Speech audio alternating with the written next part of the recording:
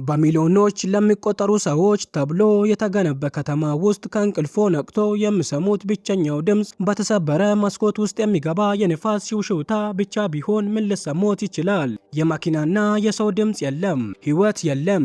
በፕላኔታችን ላይ የሰው ልጅ የስልጣኔና የከፍታ ምልክት የነበሩ አሁን ግን የኮንክሪት እና የብረት አጽም ሆነው የቀሩ ግዙፍ ቦታዎች አሉ።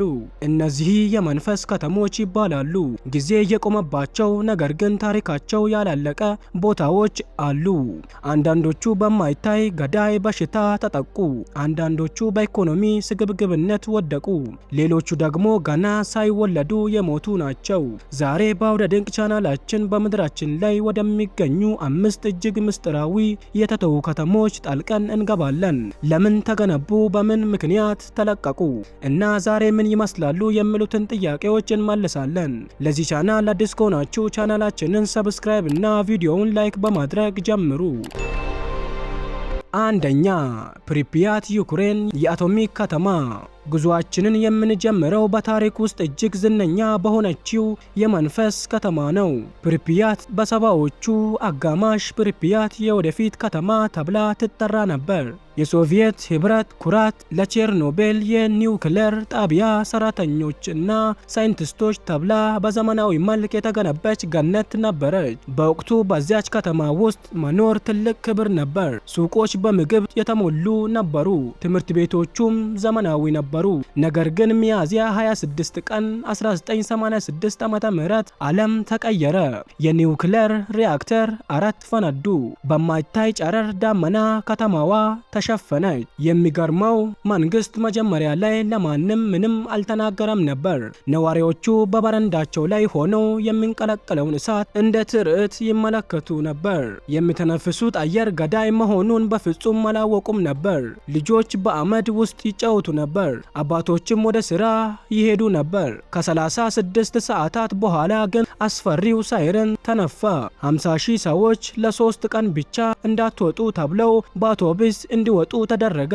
የያዙት አስፈላጊ ሰነዶቻቸውን ብቻ ነበር።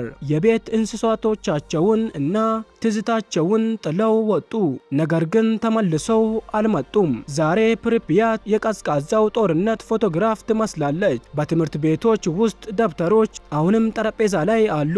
በሆስፒታሎች ውስጥ ዝገው የቀሩ አልጋዎች በዝምታ ተደርድረዋል። የሚገርመው ነገር መሬት ላይ የወደቁ ጋዝ ማስኮችን እና የህፃናት አሻንጉሊቶችን ስታዩ ከተማዋ በምን ያህል ፍርሃት ውስጥ እንደተለቀቀች ትረዳላችሁ። ያዝነኛው ቢጫ የመዝናኛ ተሽከርካሪ ሳይሽከረከር እንደ ብረት አጽም ቆሟል። ተፈጥሮ ከተማዋን እየወረረች ነው። በፎቆች መካከል ዛፎች በቀሉ። ተኩላዎችም በከተማው ጎዳናዎች ላይ ይንሸራሸራሉ። ይህ ቦታ የሰው ልጅ ቴክኖሎጂ ካልተጠቀመበት እንዴት ጥፋት እንደሚያመጣ ትልቅ ማሳያ ነው። ሁለተኛ፣ ሃሺማ ደሴት ጃፓን የብረት ምሽግ። ከዩክሬን የጨረር አደጋ ወጥተን ወደ ጃፓን የባህር ዳርቻ እንሄዳለን። የጦር መርከብ ደሴት ተብላ የምትጠራው ሃሺማ ደሴት ከሩቅ ሲያዩት በባህር ላይ የምትቀዝፍ ግዙፍ የጦር መርከብ ትመስላለች። በ1900ዎቹ መጀመሪያ ላይ ይቺ ትንሽ ደሴት በዓለም ላይ በሰው ብዛት እጅግ የተጨናነቀች ቦታ ነበረች። የተገነበችውም ከባህር ስር ካለ ትልቅ የከሰል ማዕድን በላይ ነው። በሺዎች የሚቆጠሩ ሰራተኞች እና ቤተሰቦቻቸው ጠባብ የኮንክሪት ህንፃዎች ውስጥ ተጨንቀው ይኖሩ ነበር። በደሴቲቱ ላይ ምንም አይነት ዛፍ ወይም ሳር አልነበረም። ሁሉ ነገር ግራጫ ኮንክሪት ነበር። ትምህርት ቤቶች፣ ሱቆች እና ሲኒማ ቤቶች በሙሉ በእነዚያ ጠባብ ህንፃዎች ውስጥ ተሰርቶ ነበር። ሰዎቹ የሚተነፍሱት የከሰል አቧራ ነው። ህይወታቸውም ከባድ ነበር። በሰባዎቹ ግን ጃፓን ከከሰል ወደ ነዳጅ ምርት ተቀየረች። በአንድ ጀንበር የማዕድን ቦታው ዋጋ አጣ። በ1974 ዓመተ ምህረት ሚትሱቢሺ ኩባንያ ማዕድኑ መዘጋቱን አወጀ። ነዋሪዎቹ ስራ ስለሌላቸው እቃዎቻቸውን ጥለው ሸሹ። በቤት ውስጥ ግማሽ የተበላ ምግብ እና የቆዩ ጫማዎችም ተረስተው ቀርተዋል። ዛሬ በጨውና በሞገድ እየተደበደበች የምትገኘው ይቺ ደሴት ልክ እንደ አስፈሪ ፊልም ትመስላለች። ህንፃዎቹ እየተደረመሱ ነው።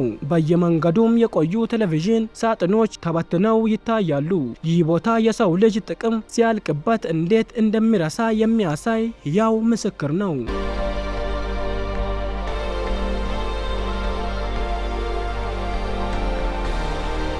ሶስተኛ ክራኮ ጣሊያን የመካከለኛው ዘመን ትዝታ። አሁን ደግሞ ወደ ኋላ እንመለስ። በጣሊያን ተራራማ ግዛት ውስጥ የምትገኝ ከሺህ ዓመታት በላይ ዕድሜ ያላት ጥንታዊ ከተማ አለች፣ ክራኮ። ይቺ ከተማ ጦርነቶችን፣ ወረርሽኞችንና ሽንፈቶችን ተቋቁማ ለዘመናት ኖራለች። ከተማዋ የተገነባችው በአሸዋማ እና በሸክላ መሬት ላይ ነበር። በ20ኛው ክፍለ ዘመን የዘመናዊ ቧንቧ ዝርጋታ ሲገባ ውሃው መሬቱን አላለው። በዚህ ምክንያት የመሬት መንሸራተት ተከተለ። ግድግዳዎች ተሰነጠቁ፣ መንገዶች ወደ ገደል ተንሸራተቱ። በ1963 ዓመተ ምህረት ትልቅ የመሬት መንሸራተት ተከሰተ፣ ከተማዋን ለሁለት ሰነጠቀው። በ80 ዓመተ ምህረት የመጨረሻው ነዋሪ ተለቀቀ። ዛሬ ክራኮ እንደ ተረት ፊልም ትመስላለች። በውበቷ ምክንያት እንደ ጃፓን ኦፋ ዘ ክራይስት ላሉ ፊልሞች እንደ መሰቀያ ሆና አገልግላለች። በከተማዋ ውስጥ ስትዘዋወሩ የጥንት ቤተክርስቲያኖች እና የከበሩ የሰዎችን ቤቶች ታያላችሁ። ነገር ግን ሁሉም ባዶ ናቸው። ንፋሱ በቤቶች ውስጥ ሲያልፍ የሚፈጥረው ድምፅ በጣም ያስፈራል። ለሺህ ዓመት የቆመች ከተማ በገነባችበት መሬት ስትሸነፍ ማየት እጅግ ያሳዝናል።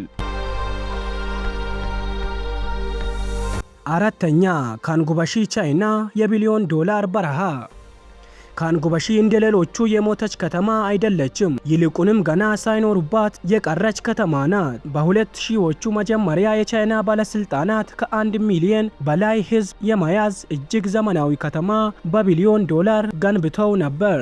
ሕንፃዎቹ ተገነቡ፣ ስታዲየሞች ተሰሩ፣ መንገዶች ተዘረጉ።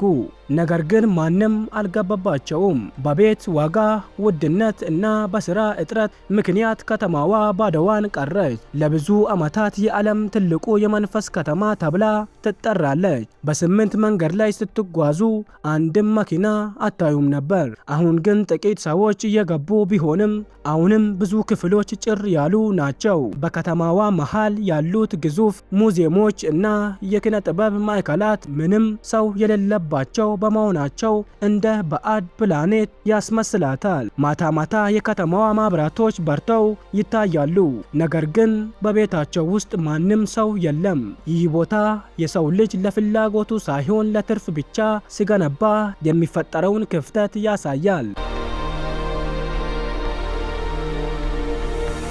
አምስተኛ ፎሬስት ሲቲ ማሌዥያ።